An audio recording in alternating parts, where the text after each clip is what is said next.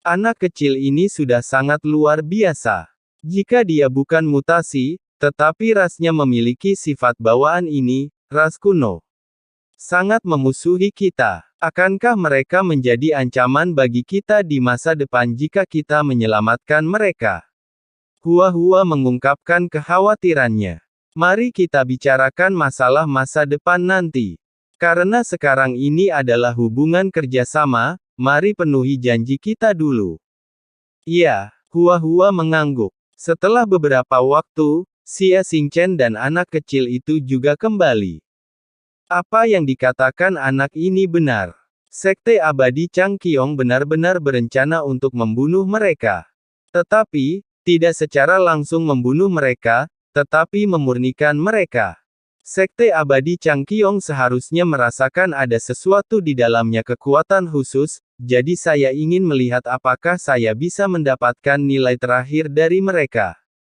Formasi pemurnian sedang dipersiapkan, dan diharapkan siap besok pagi. Ini juga kali terakhir kita. Saat ini, bisakah semua tanda mereka dihilangkan? Hua memandang Chu Feng. Karena dia mengamati bahwa tanda pada orang-orang itu sulit dihilangkan. Dia tidak bisa melakukan ini. Saya hanya tidak tahu apakah Chu Feng bisa melakukannya. Tanda itu terhubung dengan garis keturunan, jadi sulit untuk dihilangkan. Tapi kali ini, menurut rencana awal kita, sudah cukup. Setelah itu, Hua mengatur semua formasi sesuai dengan apa yang dikatakan Chu Feng, dan ras kuno diberitahu oleh anak kecil kuno untuk bekerja sama.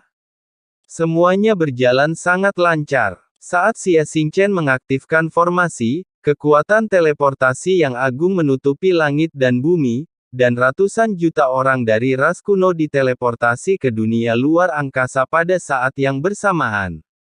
Meskipun dunia luar angkasa itu dapat menampung ratusan juta orang kuno, di tangan Xie Xingchen, itu tidak lebih dari sebuah bola.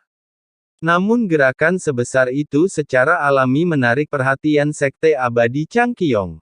Formasi pengintaian yang perlu diaktifkan dengan harta karun itu harus segera diaktifkan. Segera, sosok Xie Xingchen dikunci, dan bahkan jika dia menyembunyikan sosoknya, dia dilacak. Tapi saat ini, Xie Xingchen sudah terbang dengan kecepatan yang sangat cepat. Siapa yang berani menyusup ke wilayah Sekte Abadi Changqiong saya? Dengan teriakan marah sesosok tubuh juga mengejar Xie Xingchen. Orang itu tidak lain adalah Qin Hanwu, salah satu dari 10 penguasa abadi dari Sekte Abadi Changqiong. Di bawah pengejaran orang kuat ini, Xie Xingchen juga terkunci sepenuhnya. Saat ini, Xie Xingchen memiliki 2 jimat dari zaman kuno di tubuhnya. Jimat yang dipasang di punggungnya dapat meningkatkan kecepatannya secara signifikan. Meskipun kekuatan tempur Qin dan Hanwu bisa mencapai puncak dewa sejati, Xie Xingchen masih bisa menghadapinya selama kekuatan kertas jimat ini ada. Dan jimat lain dipegang di tangannya. Tapi tangan yang memegang jimat itu juga memegang jam pasir waktu. Jam pasir itu telah mengalir sejak dia menyelamatkan ras kuno. Apakah kamu orang kuno? Kamu berasal dari ras mana? Aku, Sekte Abadi Changqiong, seharusnya tidak ada hubungannya denganmu, kan? Qin Hanwu mengejar Xie Xingchen dan tidak melancarkan serangan. Ada 2 alasan untuk ini. Pertama, Xie Xingchen sangat cepat, dan bahkan jika dia melancarkan serangan, dia mungkin tidak dapat memukulnya.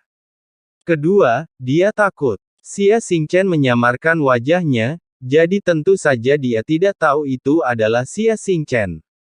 Begitu pihak lain muncul, dia menyelamatkan semua ras kuno.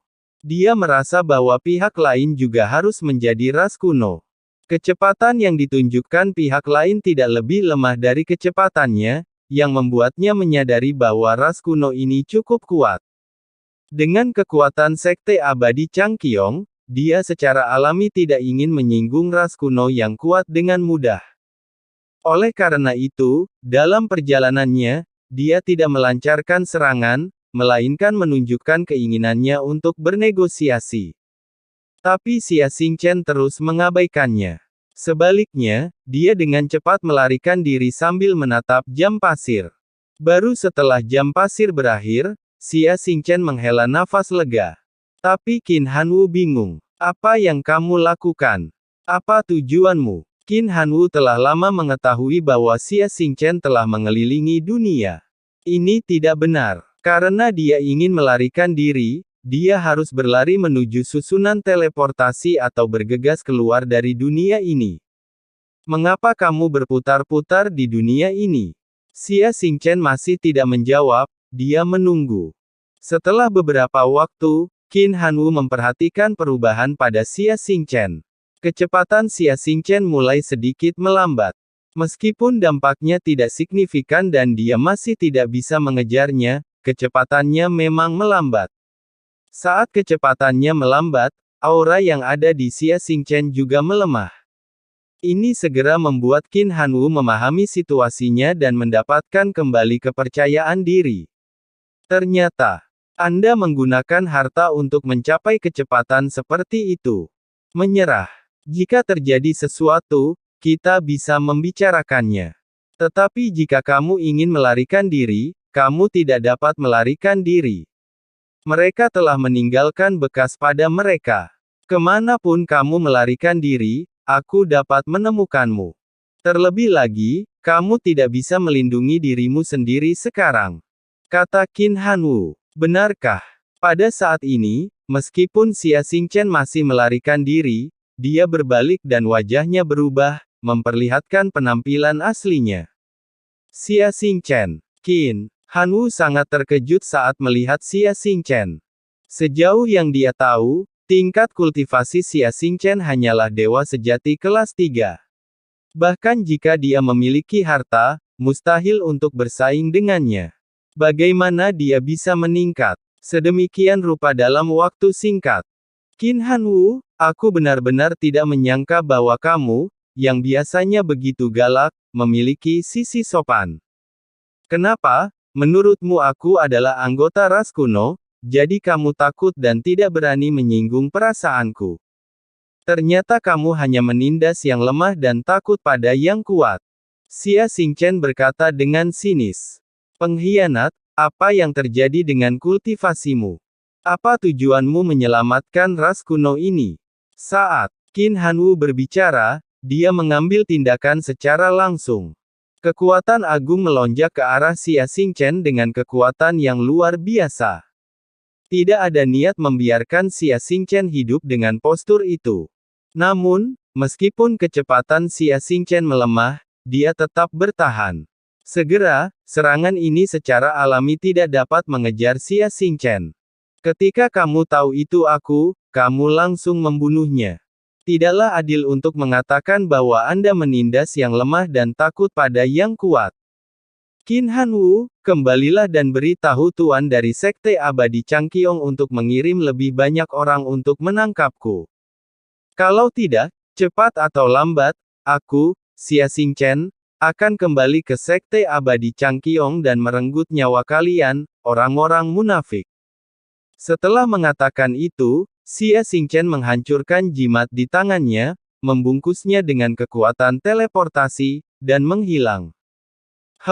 Kamu pikir kamu bisa melarikan diri dengan menggunakan formasi teleportasi? Melihat ini, Qin Hanwu segera mengeluarkan kompas. Token itu dapat mengunci lokasi orang-orang dari ras kuno. Namun ketika dia mengaktifkan formula ajaibnya, dia tertegun. Ras bisa dikunci, tidak bisa dikunci. Sudah mulai buram. Alasan mengapa ras kuno terlalu jauh dari lokasinya.